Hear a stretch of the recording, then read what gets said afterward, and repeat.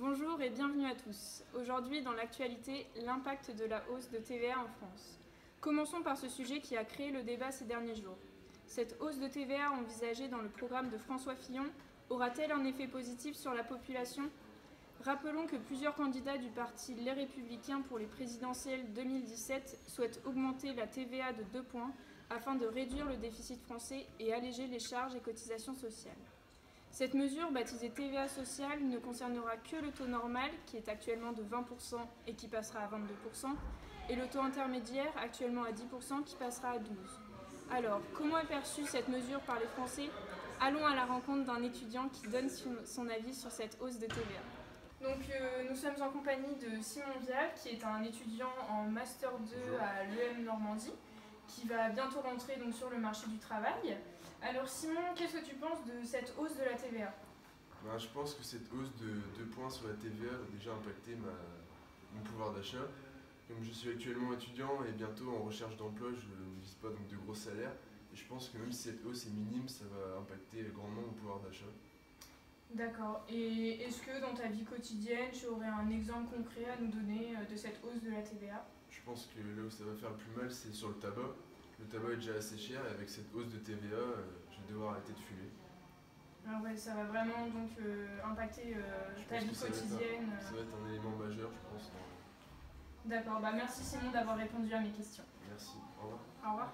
Nous voilà de retour sur le plateau du journal de 20h où ce soir nous accueillons 3 spécialistes de l'économie, donc Madame Burel, Monsieur Do et Monsieur Louvet. Bonjour à vous. Bonjour.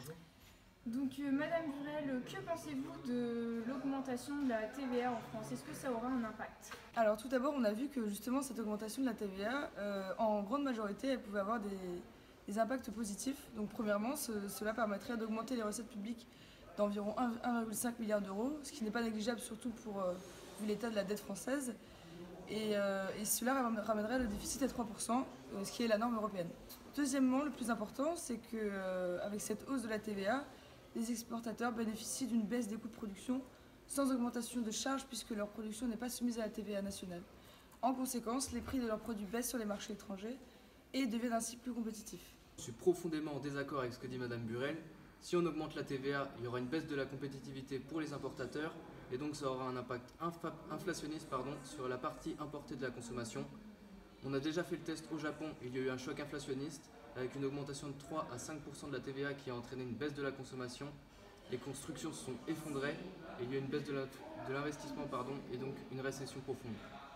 Et pour reprendre l'exemple du petit Simon qu'on a vu tout à l'heure, pour moi, cet impôt, c'est un impôt anti-classe populaire. Merci Monsieur Louvet.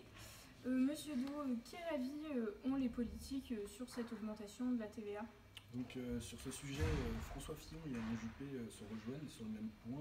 Ils aimeraient tous les deux avoir une augmentation de TVA de 2 points, ce qui représenterait en termes de chiffres 6,5 milliards d'euros de TVA supplémentaire. Et de l'autre côté, la gauche est très divisée, parce que la TVA en fait, ils font rien du tout. Sans pour oublier que François Hollande, 41 milliards du pacte de responsabilité qu'il a mis en place, est financé par une hausse de TVA notamment. Donc on attend quand même une réponse de la part de la gauche sur ce sujet. Monsieur Do, je suis d'accord avec vous sur ce point de vue, mais il ne faut pas oublier que ce qui fait tourner le monde économique aujourd'hui, c'est le marché du crédit.